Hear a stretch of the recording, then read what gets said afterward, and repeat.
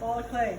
Make sure that you flop it around in your hands a bit before you put it down, and that your hands are not wet. I wet the bat just a little bit. If the bat's dry, it'll pop off. If the bat's soggy, it'll slide off, right? Flop it down. You gotta turn on the wheel. Doesn't work if you don't turn it on. So you try to get it down hard enough that when you first start, it's not gonna come off. And then, you see how it's sealed down here? Yeah. Fingertips go down. That's the first thing I'm doing, is making sure water isn't going to get underneath. And then the process of centering, oh my God, look at that light. The process of centering is a process of going up into a cone and back down into what I think of as a cake shape. And it looks magic, but what all it is this arm, my left arm, is leaning kind of hard across. It's really stable. It's not that it's particularly strong. I'm not using a lot of force. I'm using stability and my body weight.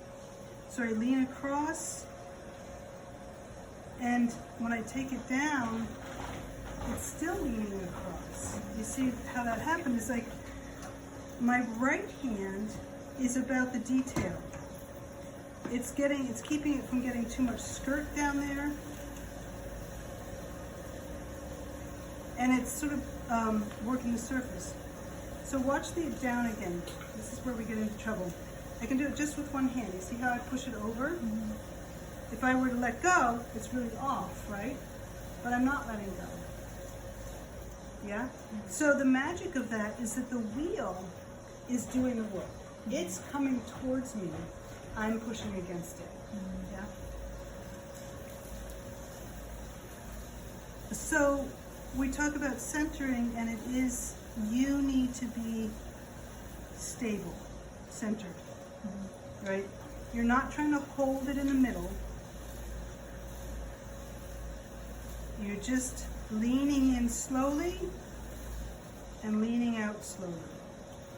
So this is one of the things that, because I'm also a massage therapist, or have been, it's a former life, it is very much like the kind of touch you do in massage, where you start gently and then you lean in hard, and you can use a lot of pressure as long as you come in gently.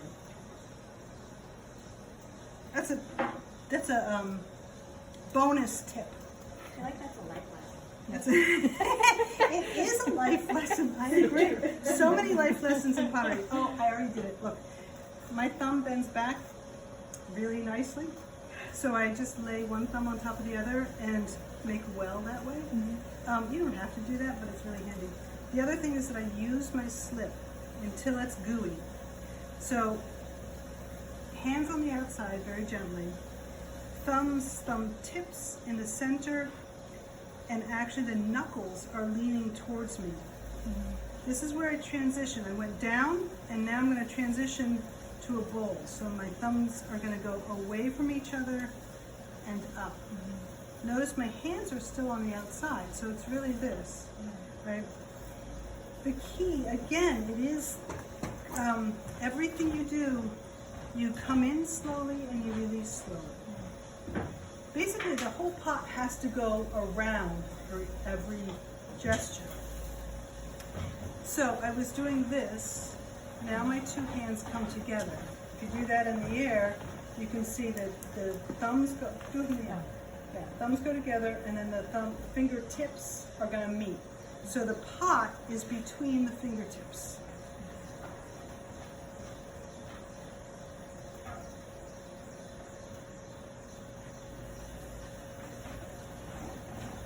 Yeah? What just happened? I'm going to get rid of my slip now. You see how it's vertical? Yeah. More vertical than out, right? And I widened out the inside, mm-hmm. and I brought it straight up. Mm-hmm. And then I did this little thing where I strengthen up the rim. Mm-hmm. That's sort of an automatic. I hold on here, and then my finger goes across like that. I forget about it.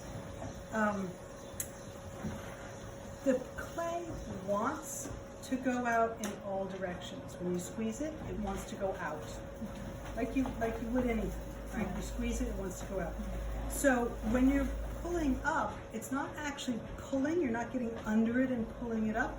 You're actually squeezing it, and it has to go somewhere, right? If you let it, it will go out. Yeah.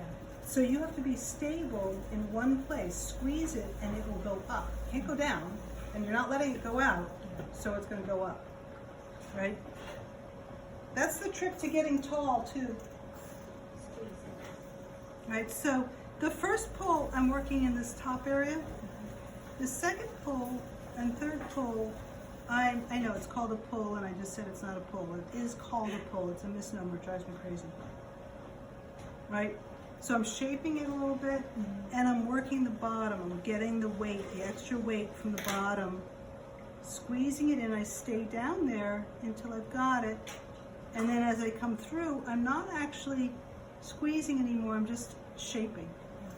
Right? And you notice that I let it get wider, and you notice that it's pretty dry at this point. Right?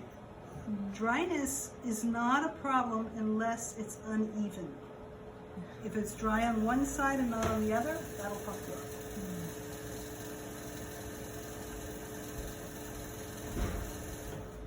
How do you deal with dryness on one side and not the other? Do you like dip your sponge back in the water and go around, or your hands in the water? If I needed to, I would just wet the sponge and let the whole pot go through the sponge. Very light wet. I don't want it goopy because the water is gonna, a lot of water is gonna just make it a mess. It's gonna soak up into the pot and not make it work, or make it not work. You can also use the sponge as a tool in your fingers. I don't recommend it all the time because again, it's adding too much water. All right. There's a bowl. You're gonna make one like It's a that. beautiful bowl. You're gonna make a bowl just like it. Sometime. Not today, probably. One last thing. The rib. If you wanna make it really smooth, notice I'm going in from the outside and then back out.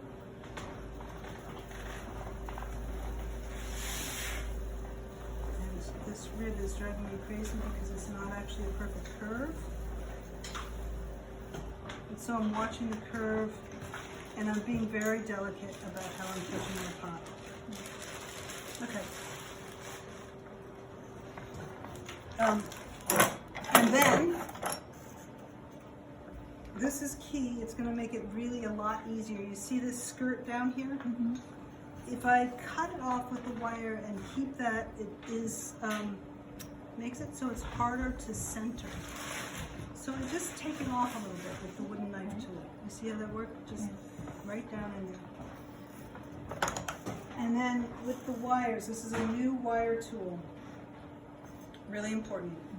I'm gonna pull it across, but I'm gonna wrap it so that I can push my thumbs down, right?